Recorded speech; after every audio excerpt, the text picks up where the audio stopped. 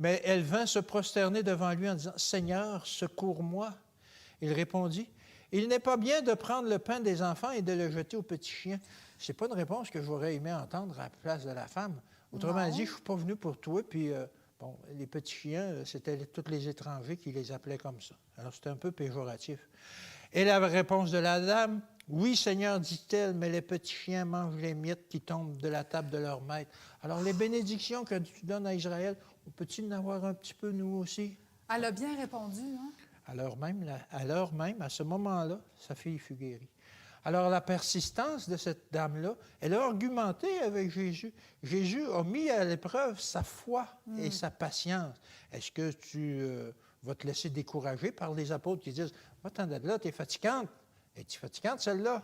Éloignez-la. » Elle était vraiment tenace, elle n'a pas abandonné. Je ne te laisse pas aller tant que tu ne la guéris pas. C'est ça, effectivement. Alors, c'est une façon de Dieu, que Dieu voit nos prières. Est-ce qu'on est vraiment certain de ce qu'on demande? Est-ce qu'on est vraiment persistant dans ce qu'on demande? Il y a une lumière qui vient de s'allumer dans ma tête. Ah oui? Dans le fond, Jésus, il l'ignorait pas, la femme, comme on peut penser. Non, non, non, non. Fait que c'est la même chose pour nous. Il nous ignore pas, mais dans notre cheminement, dans notre « Seigneur, s'il te plaît », il y a du monde aux alentours qui regarde, là. Oui. Puis juste ça, en soi, c'est un témoignage. Comme Jésus a laissé faire la femme, mais c'était en fait pour enseigner en son entourage. Et vous pour avez enseigner... la mauvaise attitude, Gaël. Bien, exactement. Vous n'avez pas la bonne façon. Et c'était pour enseigner à la femme, elle aussi, qu'elle devait persister dans la foi. Elle savait que c'était Jésus. Elle savait qu'elle avait entendu qu'il faisait des miracles. « Je veux que tu fasses un miracle pour ma fille. » Et je ne pars pas d'ici tant que je ne l'ai pas eu. Exactement. Et Psaume 32, verset 8, c'est une promesse de Dieu. « Je t'instruirai et te montrerai la voie que tu dois suivre. Je te conseillerai, j'aurai un regard pour toi. » Je vais répondre à tes questions. Je vais répondre à tes prières. Je vais t'instruire si tu veux t'instruire. Je vais te montrer la voie que tu dois suivre.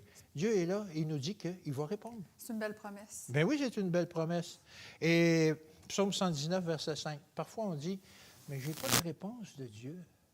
Qu'est-ce qui m'arrive? Pourquoi il ne me répond pas?